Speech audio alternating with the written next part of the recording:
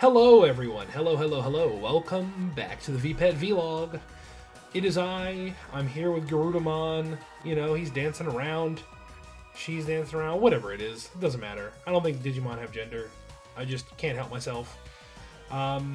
Yep, he's still Garudamon. I actually tried something earlier, so I think Garudamon will live forever. No, I noticed that if I looked at the battle and Jogress things on it, that he can battle and he can Jogress. And everything I know about this guy is that he cannot Jogress into anything. So I was very confused by this. So I set off on a mission to figure out what the heck is going on. Turns out I'm not special. I'm not the only one who's tried this, and it's well documented, but it doesn't matter. I didn't know that, so I tried it anyway. And basically I just tried to Jogress it with just every single code I could find on the internet that was like, hey, should get you to, two viruses together or whatever. Anyway, they all type mismatched until I tried some champion level ones, and it accepted it as a Jogress, and it was like, okay. So I Jogressed with an Ikakumon, and then it just became a Garudamon again. So turns out what that's for is you can use these perfects to as Jogress material to help your friend get to perfect level, basically. So yeah, if this was actually connected to another device, it would have digivolved into the perfect level as well. But because it was just a code, nothing happened other than I got Garudamon again. Now, what's interesting about that is that it played through the whole animation. So I'm curious if this technically counts as a new Garudamon. Like, I wonder if its life cycle is now extended. Like, do I need to wait another 72 hours before he's ready to die? Or if the life cycle count is the same as before? I don't know. I think because it played the whole animation out, I would imagine this is technically a new Garudamon. So, like, its training efforts probably erased. And it probably has a brand new timer.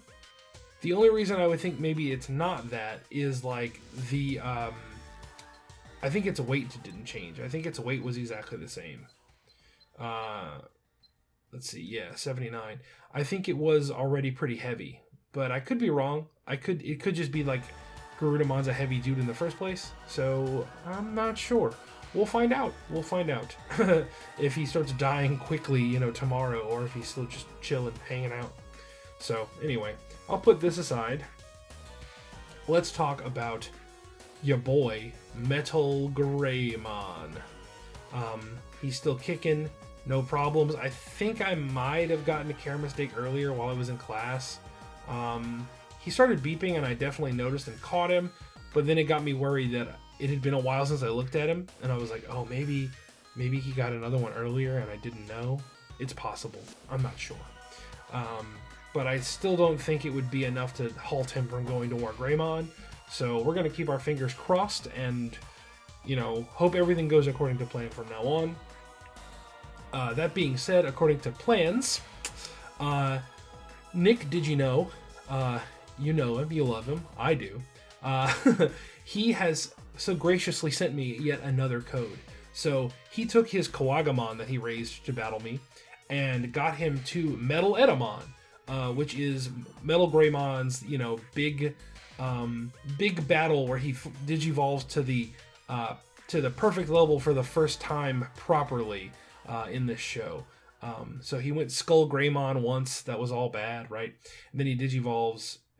I don't think he digivolves to Metalgreymon to stop Skullgreymon, like, because it's him. That doesn't make any sense. So I don't think that's how that happened. Excuse me. Whenever they fight Metaletemon, he definitely becomes Metalgreymon and shoots, Giga Blasters and, murders everybody. Like, it's great. So now Metaletemon is a mega level Digimon. So he should be, considerably stronger than Metalgreymon, but Metalgreymon's also very strong. Like the anime Metalgreymon has some really high stats. I don't know how those translate when you're battling in the OG system, so let's find out. Nick actually ran into some like power and internet shortages and stuff where he lives, so he was not able to send me a video this time around. So sorry guys, no challenge video in this one. But he was able to get his codes into Discord, so I have his battle codes. We're gonna do best 2 out of 3 again, and we'll see if Metalgreymon can capture a victory from Metaletemon. So let's get him ready, and then I'll hook him up to my computer, and we'll go. I think it's down here, right? Yeah, battle, other, and there we go. Alrighty, kick his butt, Metalgreymon. Don't let Metaletemon win. I mean, I know he's a cool metal Elvis monkey, but like, just don't do it. Dang it. Alright. That's 1 win for Metaletemon. Sorry, Greymon. I'm so sorry. Alright. That's not good. You always hate to see that. I know, you're mad. Cool, you're better. Alright, let's try again. Let's see if you'll just be Metaletemon's punching bag or not. Other battle. Alright. Go Metalgreymon, go Metalgreymon. You can do it, buddy. Kick that Metaletemon's butt. Showed those 2. No. Alright. Yeah, I don't know. I guess when you're battling in the OG system, the power points or whatever just don't matter. I don't think it's calculated the same way. If someone wants to enlighten me, that would be cool. I don't really understand how the original battle system works at all. I was basing their power levels based on, if you're battling in the DM20 system. But Nick's using a Pendulum and I'm using a DM20. So they don't battle in the same, their 20th anniversary battle system is not the same. So we're using the OG system to battle, and I guess Metaletemon's just slot is significantly stronger than Metalgreymon's, so that's okay. Can't win them all, right? But after this, once Metalgreymon here digivolves again, and he'll digivolve into Wargreymon, and then from this point on, all of our battles will be, megas versus megas. There's several of them coming up, but the fight should be, I still may lose, don't get me wrong, but the fight should be more fair. They won't be, discrepant. It won't be, I won't be a stage behind, right? So, anyway, that does it for me. Oh, ha, ha! No, it doesn't. It doesn't do it for me. I totally forgot. I wanted to tell you guys about the news. It's not confirmed. It's not confirmed at all. But the 85% accurate rumor mill kind of thing. I'll link it in the description with the will. We now pretty much believe that the DMXs are going to make English releases, which is super awesome. Let's see. Let me grab them off my shelf. So this is the both of the DMX ones, and these are the Japanese versions, which I think retailed in Japan for like $40 or $50 a piece, around and about. And it looks like the English DMXs are going to retail for probably about $30 is what it's looking like. So, and these English, the DMs were $20, so it's not too bad.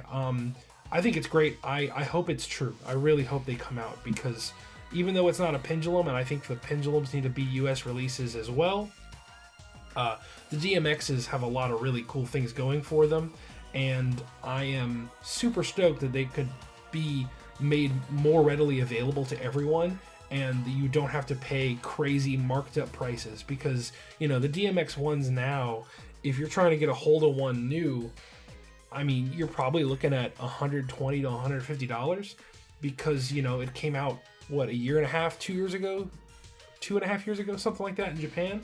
And so the quantity of them is just really low. So having a mass produced, they're premium Bandai products, right? They don't make a lot of them in the first place. So having a mass produced, actually a lot of units being made of a DMX and shipping them out and giving them English releases is just big. It's going to hopefully drive the prices down on DMXs in general. But, I just think it's great. I think it's great. I'm happy that more people who can't afford to spend lots of money on Digimon toys that want to play with them should and can and will be able to. Excuse me, that's a lot of words. But you know what I mean? You feel me? Even though I already have those those 2 units that I picked up, I'm still super psyched that it's happening, and I can't wait for it to drop. Supposedly in February is kind of what they're thinking they're seeing. So if that drops in February, that's going to be huge. And I hope it has the big response that the DM20s had in America. Like, I hope the American audience, the English audience in general, eats it up, because it means that we're then more likely to get things like pendulums and other things, just other product lines on a bigger scale than these tiny little premium Bandai runs where everything's way too expensive, and just makes after those things have gone on sale, it hikes the prices up like crazy.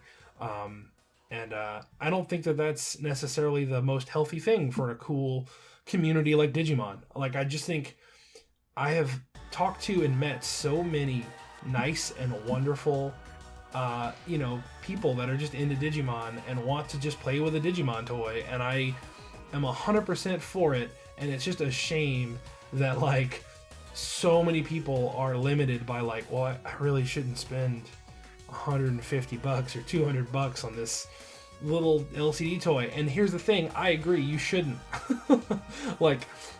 It's crazy how high some of those things get marked up to. So any way that we can flood the market with lower priced stuff for people to get into, the better. So anyway, I freaked out when I read that this morning. I was like, what? This is awesome. So I hope you guys are excited too. And if you don't already have an original DMX, I hope you're excited to get your hands on one, So anyway, now I am finished ranting and talking and whatever it is I'm doing here. So I'll talk to you guys in the next one. Bye.